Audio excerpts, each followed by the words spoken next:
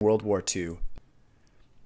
The Nuremberg Code resulted in 1947, in which ethical standards were urged for scientists to employ in research practices.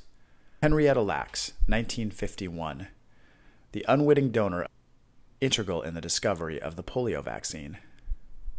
Tuskegee syphilis experiments from 1931 until public knowledge in 1972. The resulting knowledge of this event created outrage in the public.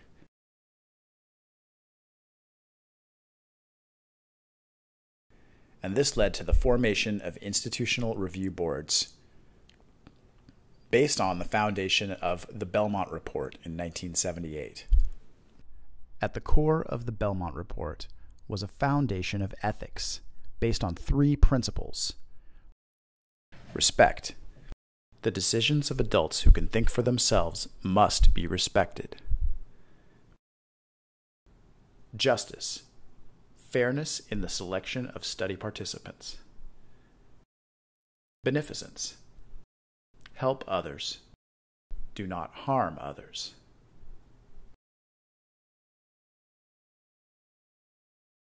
However, in the wake of several key legal decisions, review boards evolved in a direction of protecting institutions as much as protecting individual patients' rights.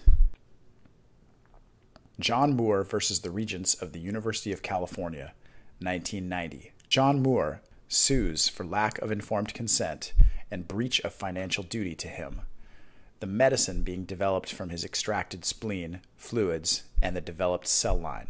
The court voiced concerns that a favorable ruling for Moore would create devastating consequences for the research community.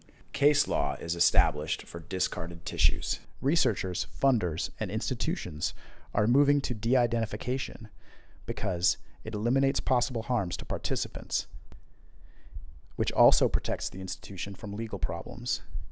Jesse Gelsinger versus the University of Pennsylvania, 1999. The first lawsuit directed at an IRB as well as an institution. Can you confirm at your institution that the portion of de-identified samples in all research studies are 90% or higher? If so, respect.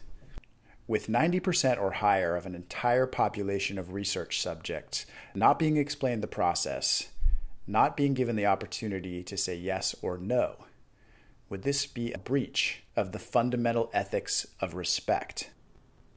Justice. Consider the principle enrolling certain groups because they are convenient for the researcher. Consider the population of de-identified samples. What happens when regular people discover common practices are regarding their rights to consent, yes or no, in research studies? Indian tribe wins fight to limit research of its DNA. The Havasupai Indian case. Indian tribe, led to believe they were taking part in a diabetes study, unwittingly become subjects for schizophrenia, migration, and inbreeding studies. The tribe would not have agreed if asked. From the original study conducted in 1990 to the eventual settlement in 2010.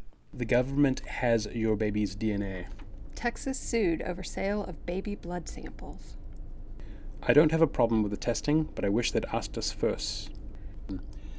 I know the government says my baby's data will be kept private, but I'm not so sure. I feel like my trust has been taken.